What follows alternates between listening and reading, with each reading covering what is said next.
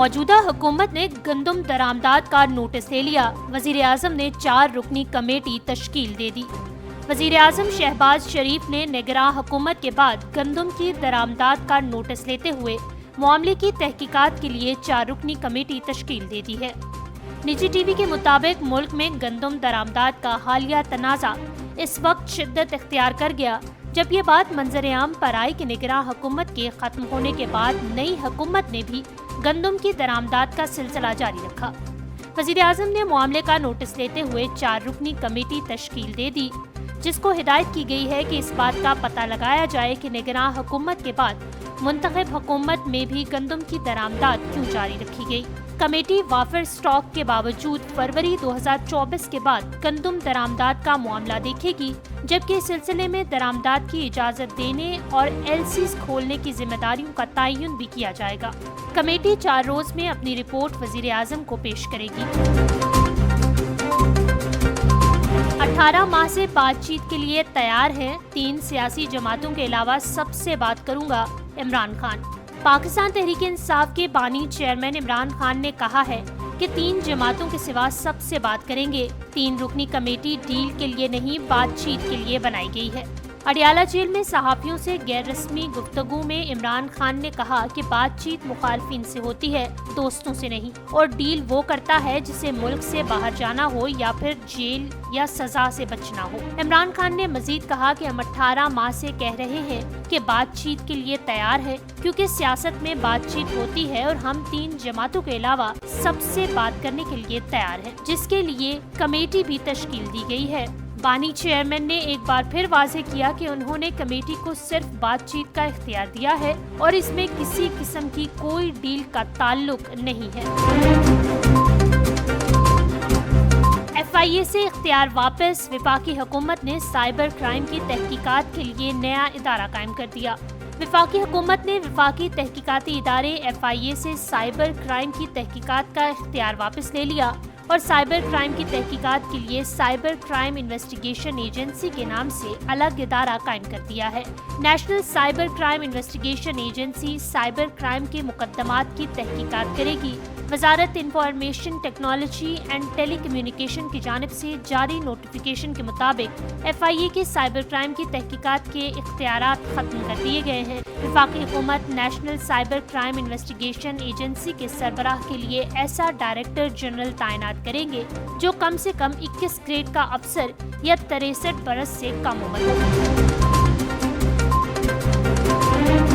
صدر مملکت آصف علی زرداری نے ٹیکس قوانین ترمیمی بل 2024 کی منظوری دے دی۔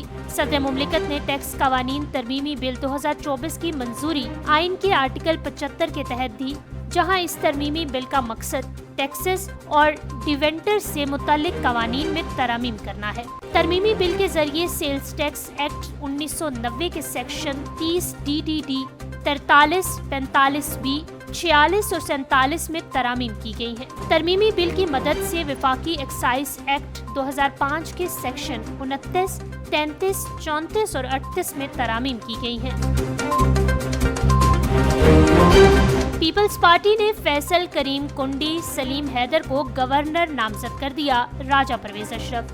سابق وزیر اعظم راجہ پرویز اشرف کا کہنا ہے کہ پاکستان پیپلز پارٹی نے فیصل کریم کنڈی اور سلیم حیدر کو گورنر نامزد کر دیا ہے۔ راجہ پرویز اشرف نے فیصل کریم کنڈی اور سلیم حیدر کو گورنر نامزد کیے جانے کی تصدیق کرتے ہوئے کہا کہ فیصل کریم کنڈی اور سلیم حیدر دونوں پارٹی کے ورکرز ہیں۔ انہوں نے کہا کہ پیپلز پارٹی ہمیشہ ورکرز کو عزت دینے والی جماعت ہے۔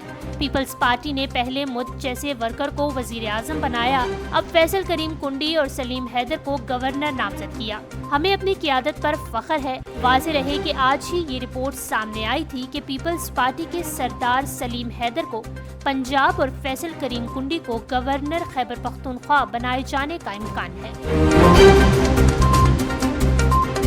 ارکان پارلیمنٹ اور سیاستدانوں کو سیاسی انتقام سے بچانے کے لیے نئی نیب پالیسی کی تیاری۔ سرکاری ملازمین اور تاجروں کو غیر ضروری ہراسگی سے بچانے کے لیے ایس او پیز جاری کرنے کے بعد اب قومی احتساب بیورو نیب نے سیاستدانوں اور ارکان پارلیمنٹ کو بھی سیاسی انتقامی کارروائیوں سے بچانے کے لیے پالیسی تیار کر رہی ہے۔ سرکاری ملازمین اور تاجروں کو غیر ضروری ہراسگی سے بچانے کے لیے SOPs جاری کرنے کے بعد اب قومی احتساب بیورو نیب سیاستدانوں اور ارکان پارلیمنٹ کو بھی سیاسی انتقامی کارروائیوں سے بچانے کے لیے پالیسی تیار کر رہا ہے۔ نجی ٹی وی کے مطابق نیب انتظامیہ اسپیکر قومی اسمبلی سے بھی رابطے میں ہے تاکہ ایسی حکمت عملی وضع کی جائے جس میں احتساب کے اصل مقصد پر سمجھوتے کے بغیر ارکان اسمبلی کو منمانی گرفتاریوں اور حریت تشہیر سے بچایا جا سکے۔ پاکستان وومنز ٹیم کو 5ویں T20 میں شکست، سیریز 4-1 سے ویسٹ انڈیز کے نام۔ ویسٹ انڈینز وومنز ٹیم نے کپتان ہیلی میتھیوز کی ایک اور شاندار کارکردگی کی بدولت پاکستان کو 5ویں T20 میچ میں شکست دے کر سیریز 4-1 سے اپنے نام کر لی ہے۔ کراچی کے نیشنل اسٹیڈیم میں کھیلے گئے میچ میں ویسٹ انڈینز وومنز ٹیم نے ٹاس جیت کر پاکستان کو بیٹنگ کی دعوت دی۔ سدرا امین کی 48 رنز کی اننگز کی بدولت پاکستان وومنز ٹیم نے 8 وکٹوں کے نقصان پر 134 رنز بنائے۔ عائشہ ظفر نے 22 جبکہ منیبہ علی نے 25 رنز بنائے۔ ویسٹ انڈینز کی جانب سے FA فلیچر نے 3، کیانا جوزف نے 2 جبکہ ہیلی میتھیوز نے 1 وکٹ حاصل کی اور اس طرح ویسٹ انڈینز وومنز ٹیم 5ویں ون ڈے میچ میں کامیابی حاصل کر سکی۔ پنجاب اور خیبر پختونخوا میں آج گرج چمک کے ساتھ بارش کا امکان۔ اسلام آباد سمیت پنجاب اور خیبر پختونخوا کے بیشتر علاقوں میں آج گرج چمک کے ساتھ بارش کا امکان ظاہر کیا گیا ہے۔ محکمہ موسمیات کے مطابق وفاقی دارالحکومت اسلام آباد اور گرد و نواح میں مطلع جزوی ابر آلود رہنے کے علاوہ آندھی چکر چلنے اور گرج چمک کے ساتھ بارش کا امکان ہے۔ صوبہ پنجاب کے بیشتر بالائی اضلاع میں مطلع ابر آلود رہنے کے علاوہ مری، گلیات، راولپنڈی، اٹک، جہلم، چکوال، میاں والی، بھکر اور منڈی بہاؤالدین میں بھی چکر چلنے اور گرج چمک کے ساتھ چند مقامات پر بارش کی توقع ہے۔ بارش کے وسطی اور جنوبی اضلاع میں موسم گرم اور جھکڑ چل سکتا ہے۔ صوبہ بلوچستان اور سندھ کے بیشتر اضلاع میں موسم خشک اور گرم رہے گا، جبکہ بالائی سندھ میں آندھی اور جھکڑ چلنے کا امکان ہے۔ اسی طرح صوبہ خیبر پختونخوا کے بیشتر اضلاع میں آج مطلع ابر آلود رہے گا۔ ڈیرہ اسماعیل خان، ٹانک، بنو، کوہاٹ، خیبر، باجوڑ اور دیگر علاقوں میں جھکڑ چلنے اور گرج چمک کے ساتھ بارش متوقع ہے۔